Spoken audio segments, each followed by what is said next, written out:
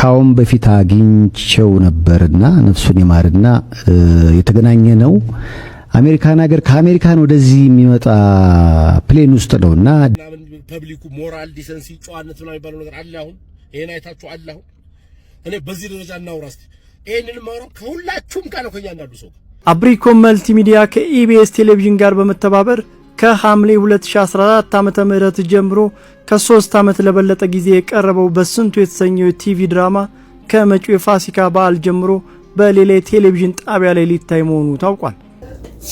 ሰላም ውድ የተከበራችሁና የተወደዳችሁ የዚህ ቻናል ቤተሰቦች እንዴት ናችሁልኝ? ሰሞኑኛ ወቅታዊ አነጋጋሪ ቪዲዮዎችን ይዤላችሁ መጥቻለሁ። ታዲያ ቤተሰቦች ለቻናላችን አዲስ ከሆናችሁ ቻናላችንን ሰብስክራይብ የመለቃቸውን ደግሞ ቪዲዮዎች ላይ ከማድረጋችሁ ቀጥሉበት።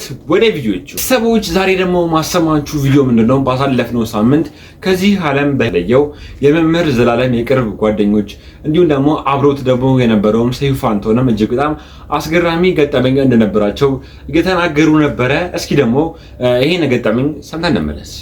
ካሁን በፊት አግኝቼው ነበርና ነፍሱን ይማርና የተገናኘ ነው አሜሪካን ሀገር ከአሜሪካን ወደዚህ የሚመጣ ፕሌን ውስጥ ነውና ዲሌይ ነበረው ማለት የ2 ሰዓት ተኩል መዘግየት አለው ሲባል ያው እኔ እዛው ተርሚናል ውስጥ ወዲያ እያልኩ ነበርና ከገባን በኋላ መጨረሻ ላይ ነው እሱ የገባው እና ፕሌኑ ከተነሳ በኋላ ሰዎች ሲንቀሳቀሱ ተገናኘን እና 1-2 ሰዓት ተኩል ዲል ያለ ሲባል እንኳን አገኘው እንደው የሚያጋጠመኝ ልንገር ብሎ ነገረኝ። 2 ሰዓት ተኩል ዲል ያለው ሲባል እሱ ያደረሰው ሰው ጋር ቋት ዲልና እዚህ አካባቢ ቤተክርስቲያን ጸልዬ እንዲሄድ ብሎ ነው። እና እዛው አካባቢ ኤርፖርት አካባቢ ዳላስ ኤርፖርት አካባቢ ያለ ቤተክርስቲያን ለጸሎት ይሄዳል። ልክ ሲሄድ ደግሞ እዛ ቤተክርስቲያን ውስጥ ለሰበካ የቀጠሩት ሰው ቀርቶ በቃ ዘምረን እንለያይ ተባብለው መዘመር ጀምረዋል። ከዛ ልክ እሱ ይሄድና እየጸለየ እያለ አንድ ሰው ያየውና ወይ መምህር ዘላለምን የሚመስል ሰው በመልክ ብቻ ነው ወይስ አንተም ሰበካ ትችላለህ ይለዋል። አይ ራሴ መምህር ዘላለም ነኝ ሲል አላመንም።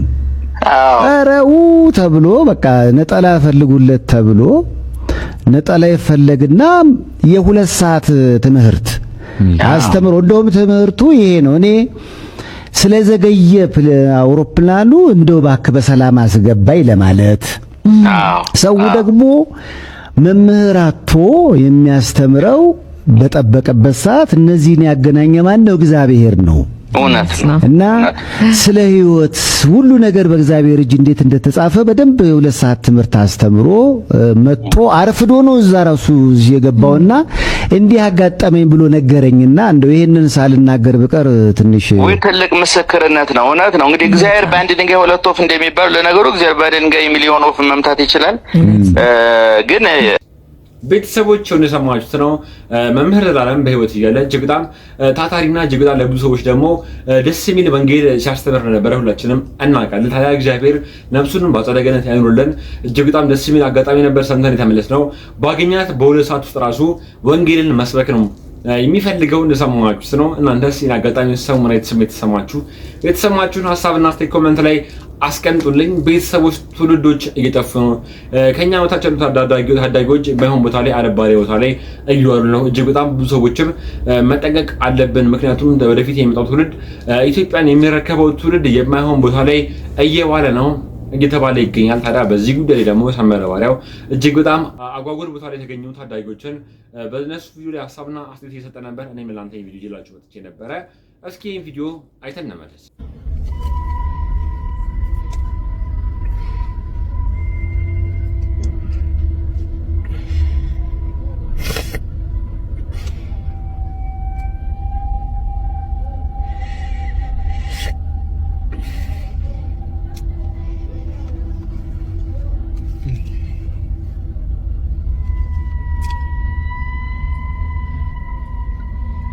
ምን አይነት በረገም እንደሆነ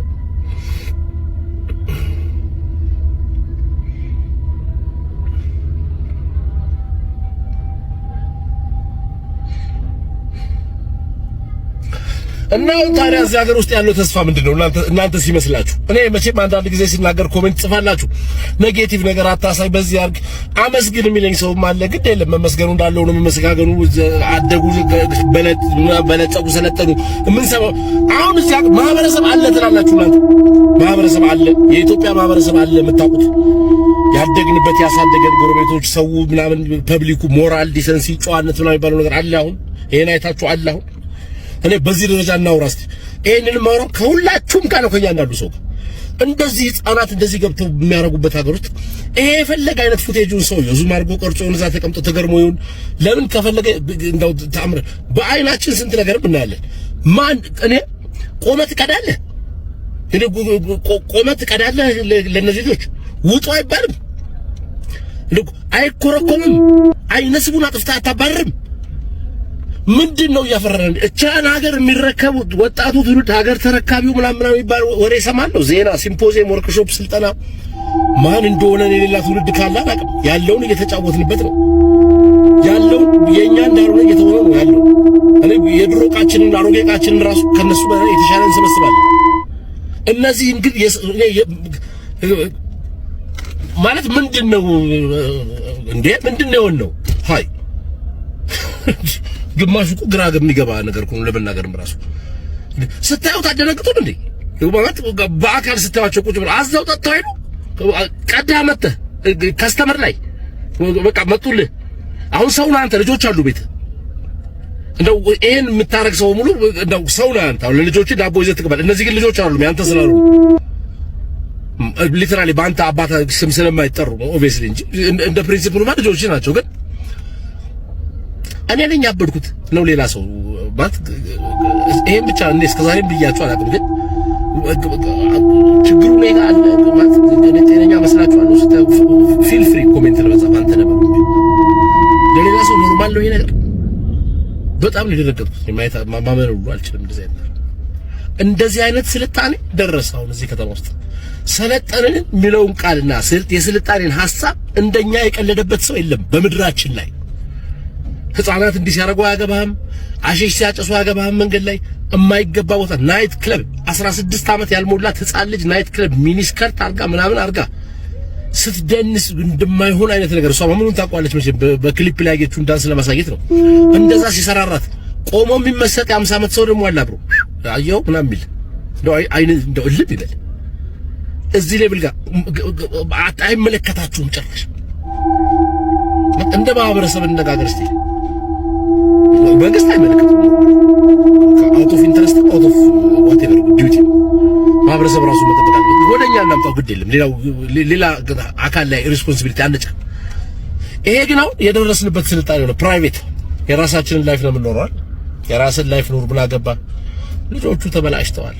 ምን የዘንድሮ ልጅ የምታየው ነው የተበላሸ ትውልድ በዚህ ገብቶ ነው መፍትሄ። አሁንም ሰው ከሆንክና የሚመለከት ከሆነ እዚህ ከተማ ይሮክ ልጆች በዚህ ሌብል ገብተው አዘው ሲጠጡ እያየህ ማለት ወፍራም ቆዳ እንዳላችሁ አላውቅም። ያሳዝናል። በጣም ነው የሚያሳዝነው። የምር በጣም ነው የሚያሳዝነው። መቼ ነው ክርስቶስ እኮ አልመጣ ለዚህ ሀገር ወይ ቢመጣና የፍጻሜውን ጨዋታ ብንጫወት ይፈጸም። እንደተመለከታችሁት ነው። እጅግ በጣም አሳፋሪ ድርጊት ነበር። እጅግ በጣም አሳፋሪ ድርጊት ነበር ተመልክተን የተመለስነው።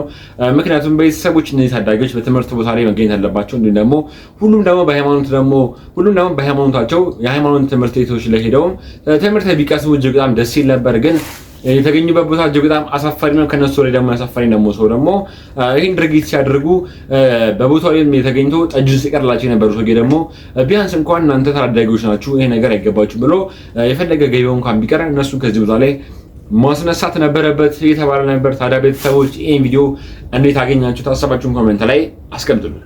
በመቀጠል ደግሞ ቤተሰቦች ማሰማችሁ ቪዲዮ ምንድነው? ይሄ ቪዲዮ ለብዙ ሰዎች መዳረስ አለበት የተባለ ነበረ። እጅግ በጣም አሳፋሪ የሆነ ድርጊት የሚፈጽሙ ሰዎች ነበሩ። እሱ ምንድነው?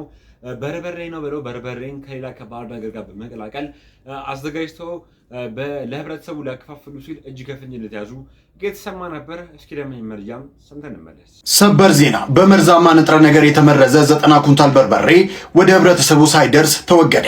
ይህ መረጃ ለብዙዎች ስለሚጠቅም ሼር ማድረጋችሁን አትርሱ። የአዲስ አበባ ምግብና መድኃኒት ባለስልጣን የኮልፌ ቅርንጫፍ ጽህፈት ቤት በከፍተኛ አፍላቶክሲን መርዛማ ንጥረ ነገር የተጠቃ 90 ኩንታል በርበሬ ወደ ህብረተሰቡ ሳይሰራጭ ማስወገዱን አስታወቀ።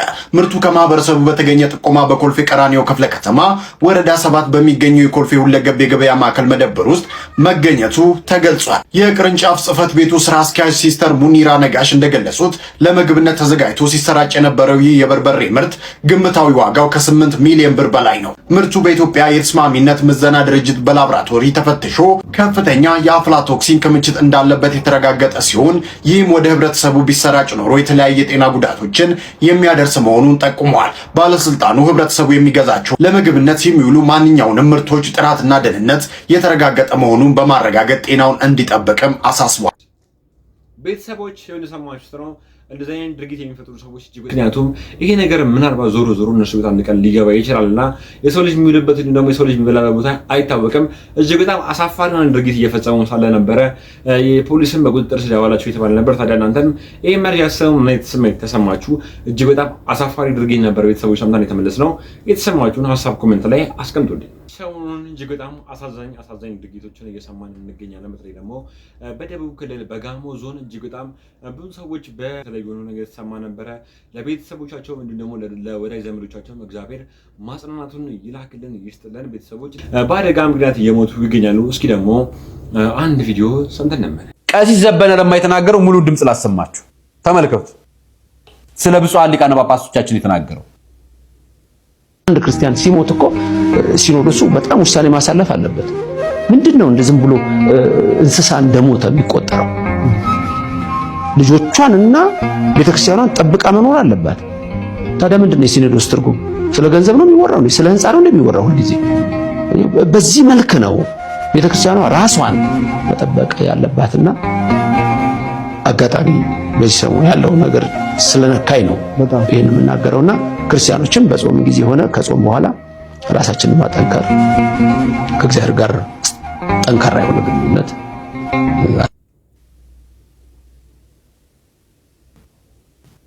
በምዕመን ሞት የማያዝን ስርዓት የምዕመኑ ግድያ ምንም የማይሰማው ስርዓት እንቃወማለን። ትክክል አይደል? ስለዚህ ለሁላችንም አንድ መልእክት ነው ማስተላለፍ። ዛሬ ምንም አልጮህም፣ ምንም እንትን አልልም። ምክንያቱም የአባታችንን በዓለ ሲመት ለማጥቆር አይደለም። አዎ ብፁዓን አባቶቻችን በጣም ብዙ የተጋደሉት ነገር እንዳላቸው እናውቃለን። እኔ መንግስትን ባንዲራ ዝቅ አድርጋ አውለብል ብለን የምንናገር ሰዎች ኦርቶዶክሳውያን ለምን ነው የምንናገረው? ለምን መንግስት ባንዲራ ዝቅ ያደርጋል?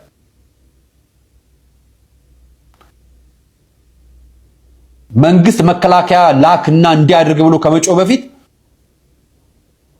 የኛ ቤት ሀዘናችን የቱ ጋር ነው ያለው? በመግለጫ ብቻ ነው የሚያልቀው? የምር አዝነናል ብቻ ብለን ነው የሚያልቀው?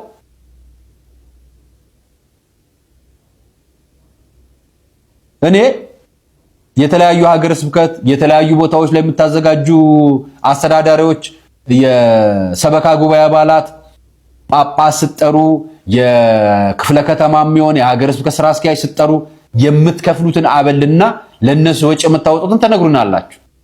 በጣም ብዙ ወጪ።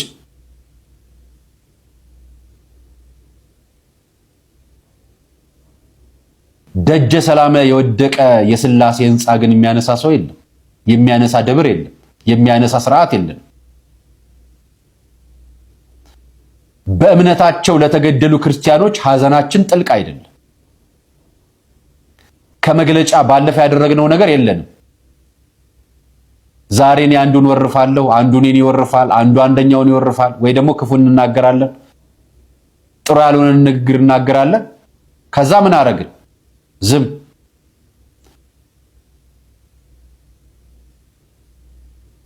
ቀሲስ ዘበነ ለማ ከአሜሪካ ለሚወጡ ምዕመናን እና ዲፖርት ተደርገው ለሚወጡ ምዕመናን እንደ ቤተ ክርስቲያን እንደ አንድ ቤተክርስቲያን አስተዳዳሪ በየሳምንቱ ምህላ ይዘው ጸሎት ይዘው ከችግሮቻቸው ነገር እንዲፈታላቸው ይጠይቃሉ። ምክንያቱም ውጭ ያሉ ቤተሰቦቻቸው እዚህ የሚያስተዳድሩት ቤተሰብ አላቸው፣ እዛ የሚኖሩት ኑሮ አላቸው፣ ልጆች አሏቸው፣ እዚህ የሚያስተላልፉት ለሰው ያሳለፉት ለረጅም ዘመናት የኖሩበት ህይወት አላቸውና ህይወት ነው ድብልቅልቅ ያለችባቸው። ጸሎት አስይዘዋል። እዚህ አርሲ ለተገደሉ ኦርቶዶክሳውያን ጸሎት ያስያዘ በባለፈው ጊዜ ላይ በጣም ብዙ ህዝብ ሲጮህ ጸሎት ያሳዙ ሊቀ ጳጳሶች የሰማነው ጥቂት ነው። ጥቂት፣ እጅግ በጣም ጥቂት። ሐዋሳ ወደ ምሕረት ላይ ጸሎት ይደረግ ነበር በሰንበት ተማሪዎች። ጀርመንና አካባቢ ሀገረ ስብከት ጸሎት ተይዞ ነበር በሀገረ ስብከቱ ደረጃ ለሁሉም ቤተክርስቲያን ተላልፎ። ዋሽንግተን ዲሲና አካባቢ ላይ ጸሎት ተይዞ ነበር። ደቡብ አፍሪካና ምዕራብ አፍሪካ አካባቢ ላይ በብፁዕ አቡነ ሄኖክ ጸሎት ተይዞ ነበር። ኢትዮጵያ ውስጥ ቅርብ ያለ ነው ሊቀ ጳጳሶች በሀገረ ስብከት ደረጃ ላይ አልታወጀም። ሀገረ ስብከት ሊቀ ጳጳስ ምህላ አልያዘም። በጋራ በአንድነት በሁሉም ቤተክርስቲያን ጸሎተ ፍትሐት ምህላ አልተከናወነም። ቀጣዩ ክፉ ነገር እንዳይመጣ ምህላ አልተያዘም። ለእግዚአብሔር ማመልከቻ እናስገባም በአንድነት ሆነን ከዛን ወተን በአደባባይ እንናገራለን። ምን ብለን? አዎ ያለንበት ጊዜ ፈተና ነው፣ መከራ ነው። መከራው እንዴት እንሻገር?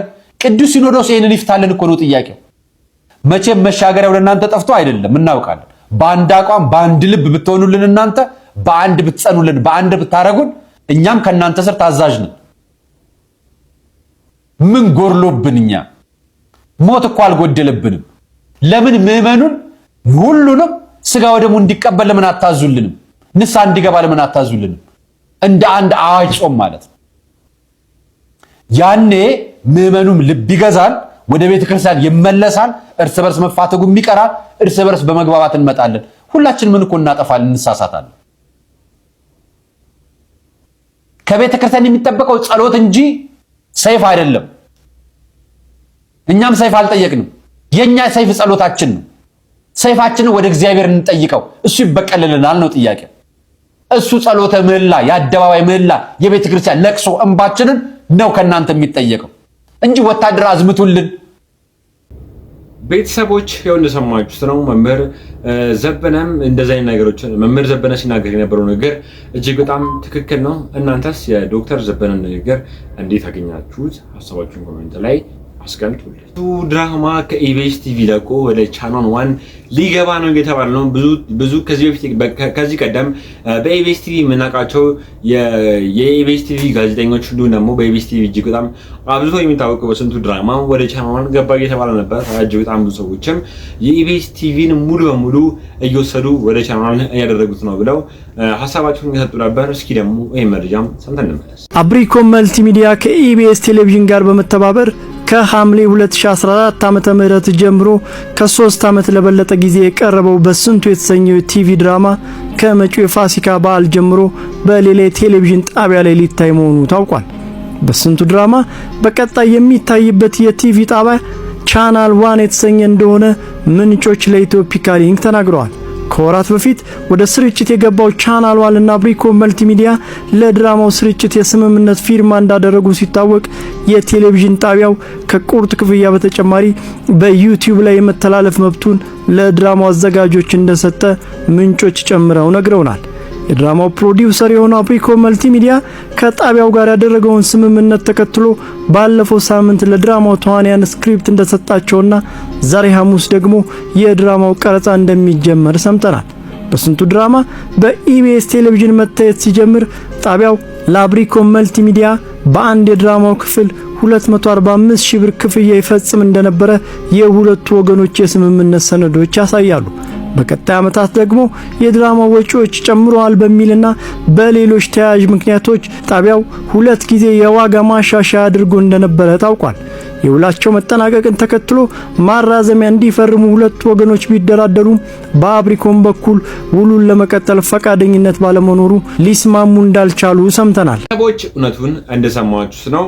ከኢቢኤስ ቲቪ በስንቱ ድራማ ወጥቶ ቻናሉን መግባቱ እየተሰማ ነበር። ታዲያ እጅግ በጣም ብዙ ሰዎችም ከኢቢኤስ ቲቪ ላይ እጅግ በጣም ብዙ ነገሮች እየተወሰዱ ይገኛሉ። ለምንድን ነው ያሉ ነበር እና አነጋጋሪ እንዲሁም ደግሞ እጅግ በጣም ብዙ ሰዎችም ሲቀባበሉት የነበረ አንድ እውነተኛ ታሪክ ነበረ። እስኪ ደግሞ የእውነተኛ ታሪክ ሰምተን እንመለስ። እነዚህ ሁለት ባለ ታሪኮች ጉዳይ በሶሻል ሚዲያ ላይ እንግዲህ አሁን አነጋጋሪ የሆነ መጥቷል። እሱ አደጋ በደረሰብኝ ሰዓት እያፈቀርኳት ጥላኝ ሄዳለች ሲል፣ እሷ ደግሞ ኑሮዬ ስላልተመቸኝና በውስጥም ችግር ስላለ እሱ ጋር ተለያይተናል ብላለች። እንግዲህ በመልእክተኛው ቪዲዮ ላይም ከዚህ በፊት ቀርባ እርዳታ ሲደረግላት ተመልክተን ነበረ። ለማንኛውም እናንተ በዚህ በሁለቱ ሰዎች ታሪክ ላይ ምን አይነት ሀሳብና አስተያየት አላችሁ? እንደዚህ አይነት የፍቅር ግንኙነቶች መጨረሻቸው መለያየት የሚሆንበት ምክንያት ምንድነው ብላችሁ ታስባላችሁ? ኮሜንት ላይ ጻፉልኝ። መረጃ ሌሎች እንደ ሼር ማድረጋችሁ እንዳትረሱ። አዲስ ሆናችሁ ፎሎ አድርጉ። መልካም ቀን። በወደኩ ሰዓት ነው ሄደችው። አይዞ በምትለኝ ሰዓት ነው ጥላኝ ሄደችው። አሁን ላይ ያለሁበት በጣም የሚያሳዝን ሁኔታ ላይ ነው። አራስ ቤት ያለው ነው ከቤት የወጣሁት ገና እንኳን ሳልጠነክር እንኳን ቤት በር ላይ ሲያደርሱኝ ትደነግጥብኛለች። እናንተ ሂዱና ቀስ ብዬ ልግባ ምናምን ብዬ እነሱን ሸኝቻቸው ራሴን አስታምሜ ይሄ ከባድ ነው። እሷን አስረግዞ እንደዚህ ማድረግ ነበር የምፈልገው ብሏቸዋል። ስለዚህ ይሄ የማይፈልገው ልጅ ነው ማለት ነው። ውስን ያለ እርምጃ የተናገረው ወንድ ልጅ ቆረጣ። እሺ በዚህ መንገድ ሊያገኛት አይችልም ምናምን ያልከውን ጣፋንታ ነው። መልእክተኛው ሲጀመር የተቸገሩ ቪዲዮሽን አይቼ ነው ብሏል። ብዙ ማሰብ አያስፈልግም። ፍጹም አላቃትም። 2 ዓመት ሙሉ ከኔ ጋር አልነበረችም ነው ያልኩት። ማያቸው ነገሮች በቃ በጣም ነው የሚያስጠሉት። ከሚስት ጋር አምታ ሆነው እንዴ አንተ ሆነው እሱ አብረን ስንኖር የደበኩ ነገር አለ አለች። ምንድነው የደበቅሽኝ ንገሪኝ። እንደውም ተው ወይ ደግሞ እንደመጥፎ ሰው እንደማታየኝ ቃል ገባልኝ ምናምን አለች። እንደውም ተው የመኪና አደጋ ስለደረሰበት በዚህ ሰዓት ስለሄድኩኝ ለኔ ጥሩ ስላልሆነ ያለኝ አማራጭ እያባበልኩ እያወራሁት እውነት እኔ ወደ ሚዲያ እንዳይወጣ ላደርገው ነው። ትዳሩ ኮሚኒቲ ሆነብህ፣ አልተስማማህም። እሷ ደግሞ ይሄን ማድረግ ትፈልግ ነበር። በጣም ተናደድኩና ኮሜንት ላይ ገብቼ አንቺ የኢትዮጵያን ሕዝብ የምታጭበረብሪው ምናምን ብዬ የተለያዩ ኮሜንቶች ደረደርኩ። ለኔ ሳይሆን ለቤተሰቦቿ ያላትን ክብር በልጦ ታየኝ። እኔን ምንም ኬር አትለኝም ምናምን ነገር። እስቲ ፍቅር ስጭኝ፣ የሆነ ቤቴ እንዲናፍቀኝ አድርጊ።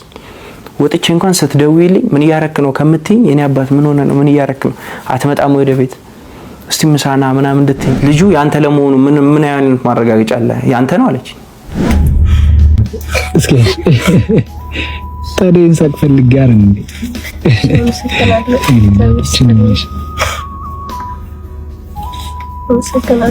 ትችላለች፣ ጎበዝ ነች፣ ትወና ትችላለች፣ አውቃለሁ በማውቀው ደረጃ። ግን ይሄን ያህል ትፈጥራለች። ይሄን እኮ ባልፈልግ ኖሮ እኮ እኔ እሷን ለማግኘት አልመጣም ነበር እኮ። ቤተሰቦች ከዚህ ቪዲዮ እጅግ በጣም ትልቅ ትምህርት እንደሰራችሁ አልጠራጠርም። የተሰማችሁን የግል ሀሳብና አስተያየት ኮሜንት ላይ አስቀምጡልን። በተለይ ደግሞ በቪዲዮ ላይ የሰራችሁትን ትምህርት ኮሜንት ላይ ይሄ ነገር ይጨመር፣ ይሄ ነገር ይቀነስ ያላችሁ እናንተም የተሰማችሁን የግል ሀሳብና አስተያየት ኮሜንት ላይ አስቀምጡልኝ። ሌላ ደግሞ ቤተሰቦች እናታችን በእድሜ እጅግ በጣም ገፋ ያሉ እጅግ በጣም ጠቃሚ የሆኑ ነገሮችን እየተናገሩ ነበር። እስኪ ደግሞ የእናታችን ንግግር ሰምተን እንመለስ። የኔ ልጅ ታሪክ እየተጓዘ ነው፣ ዘመኑም እየገሰገሰ ነው። የሰው ልጆችም አንድ ጊዜ ብቻ ሊኖሩ በዚች ምድር ላይ ጉዞ ጀምረዋል። ትላንቱ ቀንና ዘመን ሳይመጣ ተሰናብቶ ሄዷል። እስቲ ብዕር አውጥተህ የትላንቱን ቀንና ወር ዓመትና ሳምንት እስቲ ጣፈው። ስንት መጣልህ አየህ ላይ መለሱ እንደገጠሙ ሄደዋል። ቀኑ በሚቀጥለው ወር፣ ወሩን በሚቀጥለው ዓመት ሊመጣ ይችላል። ዓመቱ ሕይወትና ህልውናው ግና ላይ መለሱ ሄደዋል። ስለዚህም ባለፈውና በትላንቱ ትታዝንና ትትምከነከን አትኑር። ትላንትን ተነክፋቱ ተወው አሳልፈው። ዛሬ ሌላ ቀን ነው፣ ነገ ደግሞ ተስፋ ነው። ዛሬን ተደሰትበት፣ ነገን ደግሞ መነው። እውነት ብለሻል እሜ። እኛ ሰዎች ስንባልስ እርግጥ የምንበላውና የምንጠጣው ለራሳችን ነው፣ የምንኖረው ግን ለሰው ነው። ደስ ያለንን አንናገርም፣ ደስ ያለንን አንለብስም። ብቻ ሰዎች ደስ የሚላቸውን ብቻ እንደ አዝማሪ እናዜማለን። በተለይ ደግሞ እኛ ኢትዮጵያውያን ሰው አፍ እንዳትገባ ሰው እንዳያይህ በሚል ማስጠንቀቂያና ሐሳብ ውስጥ የወደቅነን።